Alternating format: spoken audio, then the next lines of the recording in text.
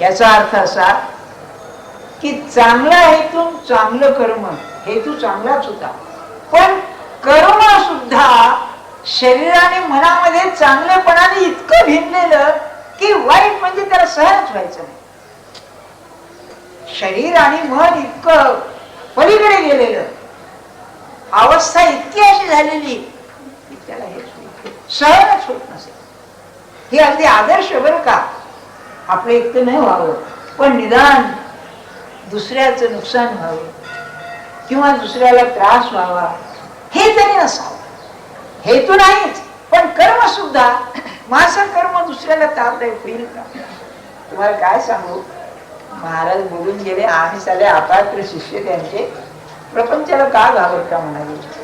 प्रपंचात भगवंताला ठेवला की म्हणाले प्रपंचाचा धर्म बदलेलच.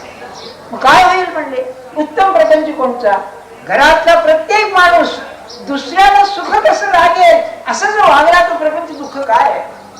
अरे अहो, दिसायला सोपं दिसतं, घरातला राग नाही स्वामी लक्षात ठेवा. पहिल्यांदा कोणी एकमेकावरती रागावणार नाही. इतकंच नव्हे, त्याला तुम्ही काम सांगितलं झालं नाही तर आपण करेल, पण चिडणार नाही, नावं ठेवणार नाही. क्यों आम्हाला काय ना बरोबर आहे ना, हा नाही का, नाही तुम्ही असं केलं विशेष तर नवरे आमच्या सगळं म्हणजे ते असं आहे, जसे ऋग्वेद यजुर्वेद आहे तसा एक नवऱ्याचा वेद असतो. बरं का, त्याचे मंत्र ठरलेले असतात.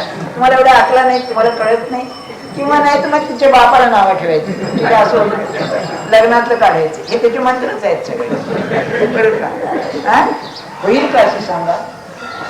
काय अंतःकरण दुखवणार नाही तो कोणाचं नाही, काम पडलं आपण करील, तक्रार देणार नाही. अहो केवढे तत्व आहे हे की प्रत्येक जण दुसऱ्याला सुख लागेल पाहतोय. म्हणजे काय सत्पुरुष काय करतो, जगात सगळ्यांना सुख लागेल असंच वागतो ना. दुसरं काय असतं सत्पुरुषाजवळ, की त्याच्या भोवती जे त्याची माणसं असतात त्या प्रत्येकाला सुख लागेल, भगवंताकडे तो जाईल हेच पाहतो ना तो. मग काय असतं मला सांग. तेव्हा चांगला आहे तू, चांगलं कर्म हे पुण्य कर्म.